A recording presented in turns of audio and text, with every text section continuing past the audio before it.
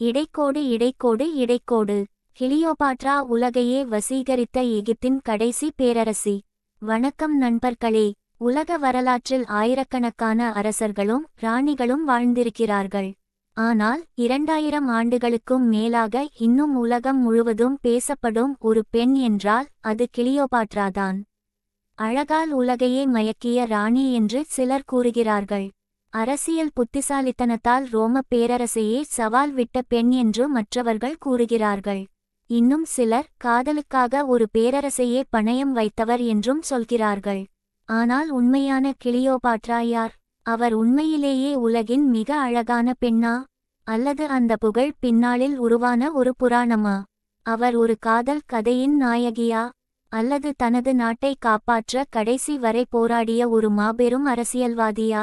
இந்த கேள்விகளுக்கான பதிலை தெரிந்து கொள்ள நாம் இன்று சுமார் 2000 ஆண்டுகளுக்கு முன் இருந்த பண்டைய எகிப்திற்கு பயணம் செய்யப் போகிறோம். அப்போது உலகின் மிகப்பெரிய சக்தியாக ரோம பேரரசு வளர்ந்து கொண்டிருந்தது. பல நாடுகள் ரோமின் கட்டுப்பாட்டுக்குள் சென்று கொண்டிருந்தன. ஆனால் எகிப்து மட்டும் இன்னும் தனது செல்வத்தாலும் வளத்தாலும் நைல் நதியின் அருளாலும் தனித்துவமாக இருந்தது. அந்த எகிப்தை ஆட்சி செய்தது டோலமி வம்சம். இந்த வம்சம் எகிப்தைச் சேர்ந்தவர்கள் அல்ல. அவர்கள் கிரேக்கர்கள். மகா அலெக்சாண்டர் உலகை வென்றபோது அவரது தளபதிகளில் ஒருவரான டோலமி எகிப்தை தனது கட்டுப்பாட்டுக்குள் கொண்டு வந்து புதிய அரச வம்சத்தை உருவாக்கினார். அந்த டோலமி வம்சத்தின் கடைசி மற்றும் மிகவும் புகழ்பெற்ற ஆட்சியாளர்தான் கிளியோபாட்ரா. கிமு 69ஆம் ஆண்டு அலெக்சாண்ட்ரியா என்ற உலகின் மிகப்பெரிய அறிவு நகரங்களில் ஒன்றில் அவர் பிறந்தார். அலெக்சாண்ட்ரியா அப்போது ஒரு சாதாரண நகரம் அல்ல. அங்கு இருந்த உலக புகழ்பெற்ற நூலகத்தில் லட்சக்கணக்கான நூல்கள் இருந்ததாக வரலாறு கூறுகிறது. உலகின் பல பகுதிகளிலிருந்தும் அறிஞர்கள், விஞ்ஞானிகள், தத்துவஞானிகள் வந்து ஆராய்ச்சி செய்த இடம் அது. அந்தச் சூழலில் வளர்ந்த கிளியோபாட்ரா சிறு வயதிலிருந்தே மற்ற அரச குடும்பக் குழந்தைகளைப் போல இல்லாமல் இருந்தார். வாள் சண்டை, குதிரை சவாரி, அரசியல், பொருளாதாரம், கணிதம், வானியல், மருத்துவம், பேச்சுத்திறன் என பல துறைகளில் கல்வி கற்றார். அவரது மிகப்பெரிய திறமை மொழிகளில் இருந்தது. அந்த காலத்தில் பல அரசர்கள் மொழிபெயர்ப்பாளர்களை நம்பியிருந்தாலும் கிளியோபாட்ரா தானாகவே பல மொழிகளில் பேச முடிந்தது. கிரேக்கம், எகிப்தியம், லத்தீன், எத்தியோப்பிய மொழி, அரபு, சிரிய மொழி உள்ளிட்ட பல மொழிகளில் அவர் தேர்ச்சி பெற்றிருந்ததாக வரலாற்றாசிரியர்கள் குறிப்பிடுகின்றனர். இதன் காரணமாகவே வெளிநாட்டு தூதர்களுடன் நேரடியாக பேசி அவர்களின் மனதை வெல்வதில் அவர் மிகவும் திறமையானவராக மாறினார். அவரது தந்தை டோலமி 12ஆம் ஆட்சி செய்த காலத்தில் எகிப்து வெளிப்படையாக வளமான நாடாக இருந்தாலும் அதன் உள்ளே அரசியல் குழப்பம் அதிகரித்து கொண்டே இருந்தது. ரோம பேரரசின் செல்வாக்கு நாளுக்கு நாள் உயர்ந்து கொண்டிருந்தது. எகிப்தின் எதிர்காலம் ஆபத்தில் இருந்தது. இந்த நிலையில் இளம் வயதிலேயே கிளியோபாட்ரா அரசியல் உலகின் உண்மையான முகத்தை புரிந்து கொள்ள ஆரம்பித்தார். அரசனாக இருப்பது மகுடம் அணிவது மட்டுமல்ல, ஒவ்வொரு நாளும் எதிரிகளை சமாளிப்பது, கூட்டணிகளை உருவாக்குவது, மக்களின் நம்பிக்கையை காப்பாற்றுவது என்பதையும் அவர் கற்றுக்கொண்டார். ஆனால் இன்னும் சில ஆண்டுகளில் அவரது வாழ்க்கையை தலைகீழாக மாற்றப்போகும் ஒரு சம்பவம் நடைபெறவிருந்தது. அது அவரது தந்தையின் மரணம். அதன் பிறகு எகிப்தின் அரியணைக்காக தொடங்கிய குடும்ப போர் உலக வரலாற்றையே மாற்றும் அளவுக்கு பெரிதாக மாறப்போகிறது. அந்த போராட்டத்தில்தான் கிளியோபாட்ரா தனது முதல் மிகப்பெரிய அரசியல் முடிவை எடுக்கிறார். அந்த முடிவுதான் பின்னர் உலகின் மிகப்பெரிய மனிதரான ஜூலியஸ் சீசரை அவரது வாழ்க்கைக்குள் கொண்டு வரப்போகிறது. தந்தையின் மரணத்திற்கு பிறகு கிளியோபாட்ராவின் வாழ்க்கை முற்றிலும் மாறியது. கிமு 51ஆம் ஆண்டு வெறும் 18 வயதிலேயே அவர் எகிப்தின் அரியணையில் அமர்ந்தார். ஆனால் அந்த காலத்தில் ஒரு பெண் தனியாக ஆட்சி செய்வதை அரச மரபு அனுமதிக்கவில்லை. அதனால் தனது தம்பியான டோலமி 13ஆமவருடன் இணைந்து ஆட்சி செய்ய வேண்டிய சூழ்நிலை ஏற்பட்டது. ஆனால் இந்த இணை ஆட்சி நீண்ட நாட்கள் நீடிக்கவில்லை. அரண்மனையில் இருந்த அமைச்சர்களும் படைத்தலைவர்களும் அதிகாரிகளும் 2 அணிகளாக பிரிந்தனர். ஒரு தரப்பு கிளியோபாட்ராவை ஆதரித்தது, மற்றொரு தரப்பு இளம் அரசனான டோலமியை ஆதரித்தது.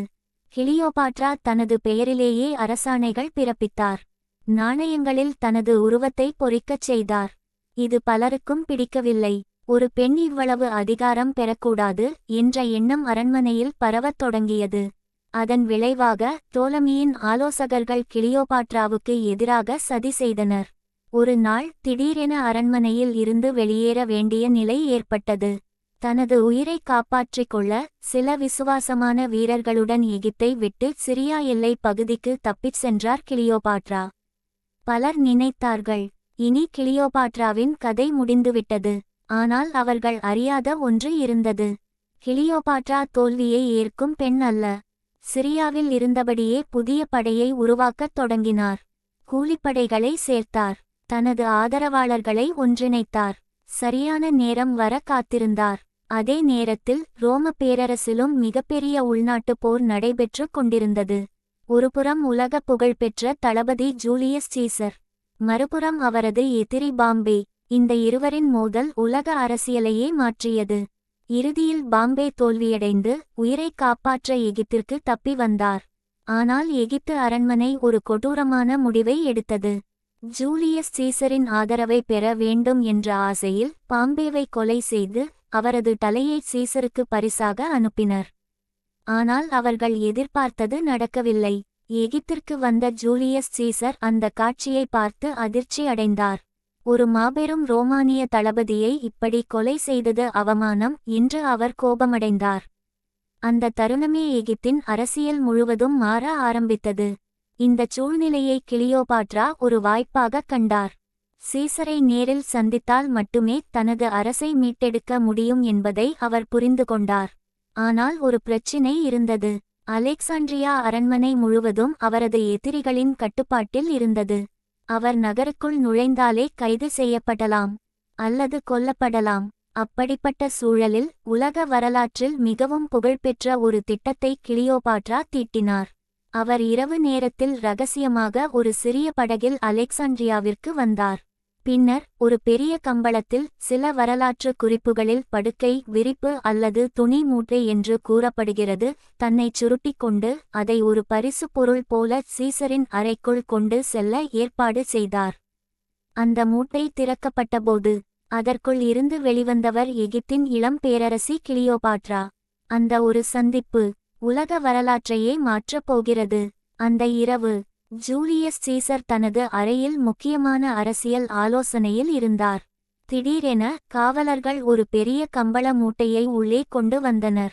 எகிப்திலிருந்து ஒரு சிறப்பு பரிசு என்று கூறி அதை சீசரின் முன் வைத்தனர். அந்த மூட்டை மெதுவாக அவிழ்க்கப்பட்டது. அடுத்த சில நொடிகளில் நடந்த காட்சி உலக வரலாற்றில் மறக்க முடியாத தருணமாக மாறியது.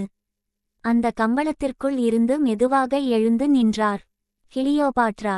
அவர் பயத்தில் நடுங்கவில்லை, பதட்டமாகவும் இல்லை. நேராக ஜூலியஸ் சீசரின் கண்களை பார்த்தார். சீசர் சில நொடிகள் அமைதியாக நின்றார்.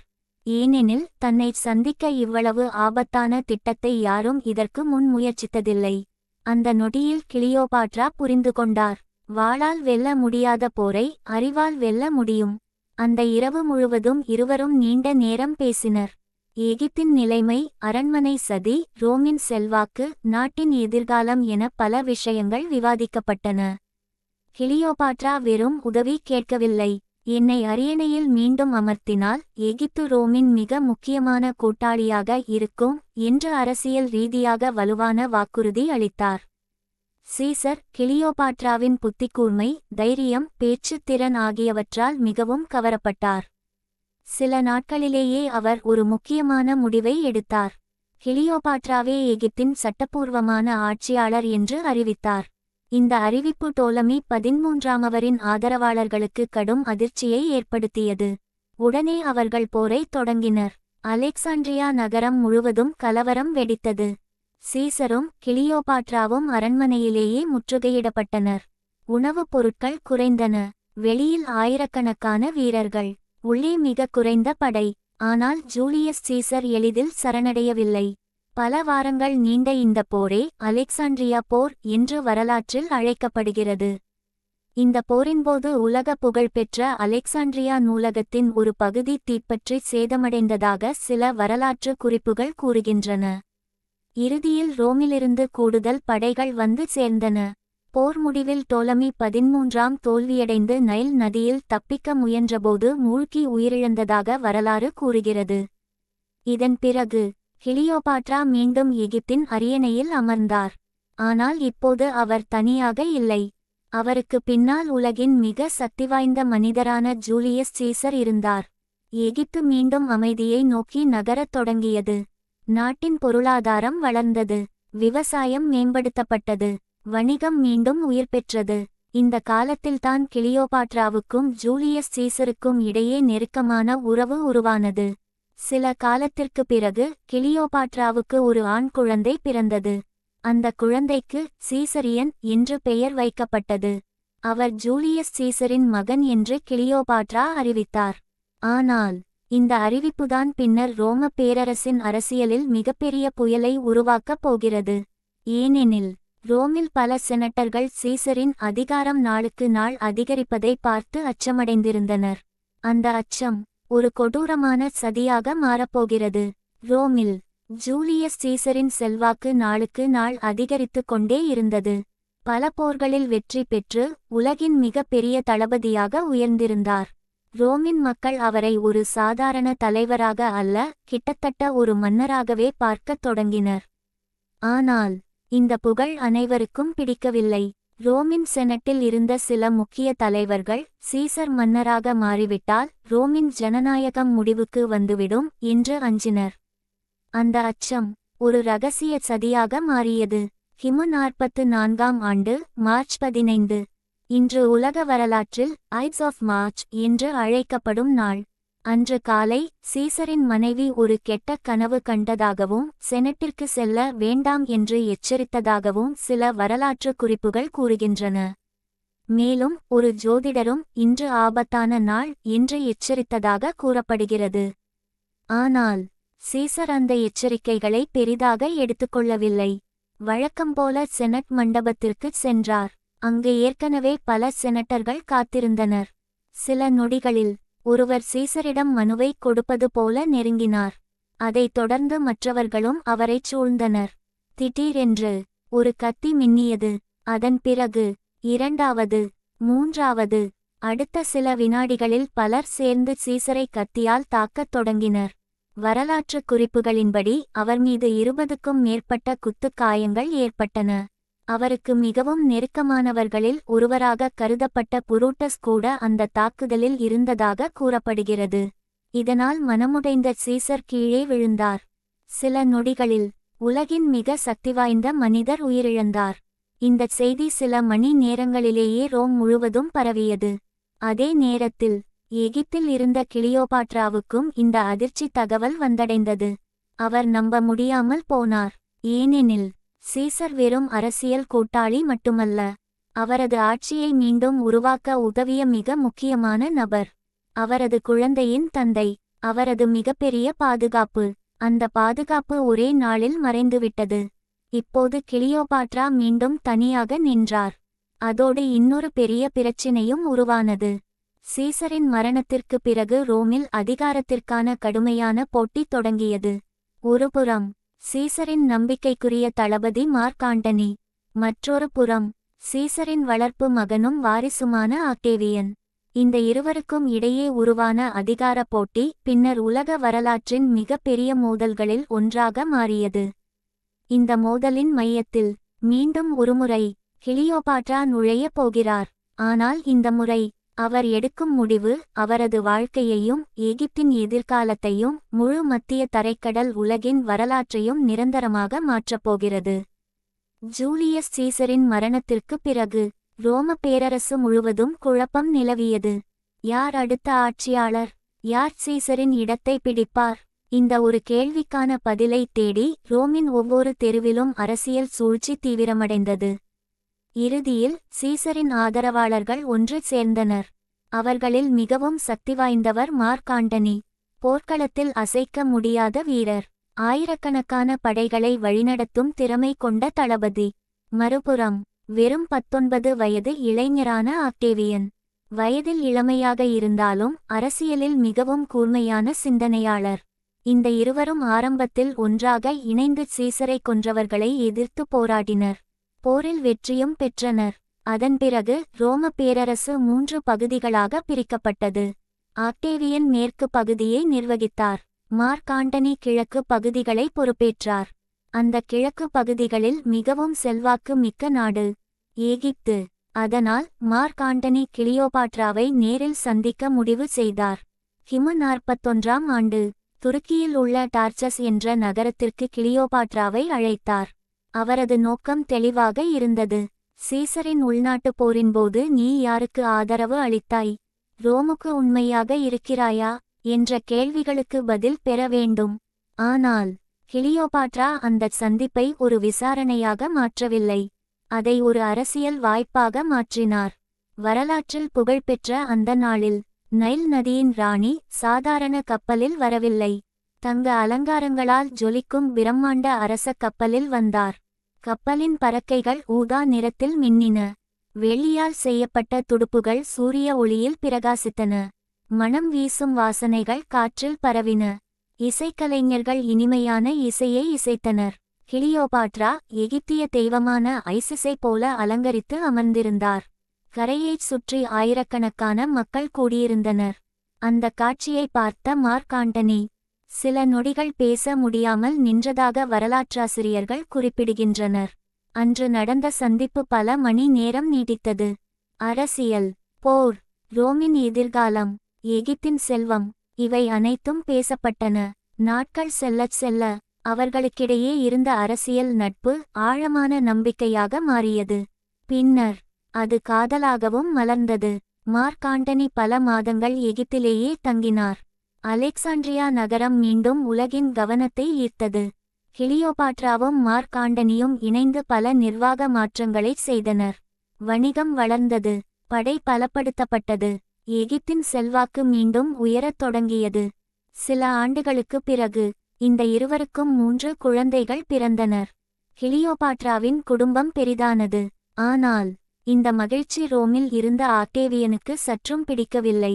அவருக்கு ஒரு விஷயம் தெளிவாக புரிந்தது. மார்க் ஆண்டனியும் கிளியோபாட்ராவும் இணைந்தால் ரோமின் எதிர்கால ஆட்சிக்கு மிகப்பெரிய அச்சுறுத்தலாக மாறுவார்கள். அதனால் ஆக்டேவியன் ஒரு புதிய போருக்கு தயாராக ஆரம்பித்தார். ஆனால் இந்த முறை அது வாளின் போர் மட்டுமல்ல, வதந்திகள், அரசியல் பிரச்சாரம், மக்களின் மனதை மாற்றும் உளவியல் போர். இந்த போர் இறுதியில் உலக வரலாற்றின் மிக முக்கியமான கடற்போர்களில் ஒன்றான ஆக்டியம் போருக்கு வழிவகுக்கப் போகிறது. மார்க் ஆண்டனியும் கிளியோபாட்ராவும் ஒன்றாக இணைந்தது ஆக்டேவியனுக்கு வெறும் அரசியல் பிரச்சினை மட்டும் இல்லை. அது அவரது அதிகாரத்திற்கு நேரடியான சவாலாக இருந்தது. அதனால் அவர் வாளை எடுப்பதற்கு முன் மக்களின் மனதை வெல்லும் திட்டத்தை தொடங்கினார். ரோமின் எல்லா பகுதிகளிலும் ஒரே ஒரு செய்தியை பரப்பினார். மார்க் ஆண்டனி இனி ரோமானியர் இல்லை.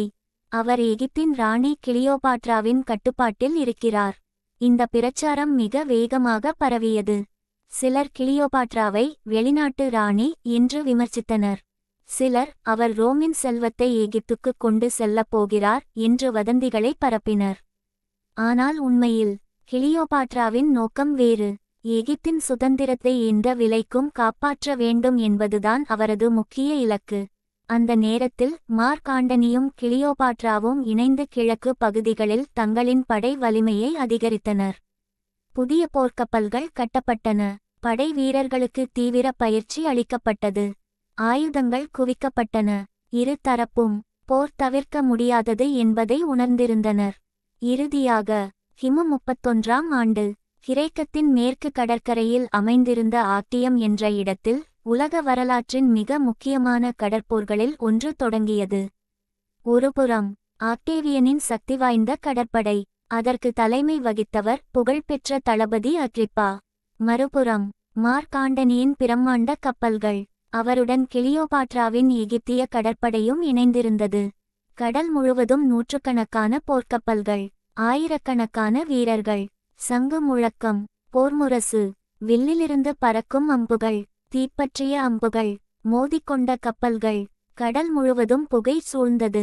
முதல் சில மணிநேரங்களில் எந்த தரப்புக்கும் தெளிவான வெற்றி கிடைக்கவில்லை. ஆனால் ஆக்டேவியனின் தளபதி அக்ரிப்பா மிகவும் புத்திசாலித்தனமாக தாக்குதலை நடத்தினார். மார்க் ஆண்டனியின் பெரிய கப்பல்களுக்கு சுதந்திரமாக நகர முடியாத நிலை ஏற்பட்டது. அவர்களின் படை மெதுவாக சிக்கிக்கொண்டது. அந்த நேரத்தில் கிளியோபாட்ரா ஒரு கடினமான முடிவை எடுத்தார். தனது அரச கப்பல்களுடன் போர்க்களத்திலிருந்து வெளியேறத் தொடங்கினார். அவர் ஏன் அந்த முடிவை எடுத்தார் என்பது குறித்து இன்றும் வரலாற்றாசிரியர்களிடையே கருத்து வேறுபாடு உள்ளது. சிலர் எகிப்தின் செல்வத்தையும் மீதமிருந்த படையையும் காப்பாற்றவே அவர் பின்வாங்கினார் என்று கூறுகின்றனர். மற்ற சிலர் போர் முழுமையாக தோல்வியடைந்துவிட்டது என்று உணர்ந்ததால் அவர் திரும்பினார் என்று கருதுகின்றனர். கிளியோபாட்ராவின் கப்பல்கள் நகர்வதை பார்த்த மார்க் ஆண்டனி ஒரு கணம் கூட யோசிக்கவில்லை. அவரும் தனது சில கப்பல்களுடன் கிளியோபாட்ராவை பின்தொடர்ந்து போர்க்களத்தை விட்டு வெளியேறினார். அந்த ஒரு முடிவு போரின் திசையையே மாற்றியது. மீதமிருந்த படைகள் தலைவரின்றி சிதறின. ஆக்டேவியனின் படை முழுமையான வெற்றியை பெற்றது. ஆக்டியம் போர் முடிந்த அந்த நாளிலேயே எகிப்தின் எதிர்காலம் இருண்டுவிட்டது. மார்க் ஆண்டனியும் கிளியோபாட்ராவும் அலெக்சாண்ட்ரியாவுக்கு திரும்பினார்கள். ஆனால் இப்போது அவர்களை நோக்கி வந்து கொண்டிருந்தது ஒரு சாதாரண எதிரி அல்ல, முழு ரோம பேரரசின் சக்தி. அடுத்த சில மாதங்களில் அவர்களின் வாழ்க்கையின் மிகவும் சோகமான அத்தியாயம் தொடங்கப் போகிறது. ஆக்டியம் போரில் ஏற்பட்ட தோல்விக்கு பிறகு அலெக்சாண்ட்ரியா நகரம் முன்பு போல் இல்லை. ஒரு காலத்தில் உலகின் மிகச் செல்வந்த நகரமாக விளங்கிய அந்த இடம் இப்போது போரின் பயத்தால் அமைதியாக இருந்தது. அரண்மனைக்குள் மார்க் ஆண்டனியும் கிளியோபாட்ராவும் அடுத்த முடிவு என்ன என்று ஆலோசித்துக் கொண்டிருந்தனர். ஆனால் அவர்களுக்கு நேரம் மிகவும் குறைவாக இருந்தது.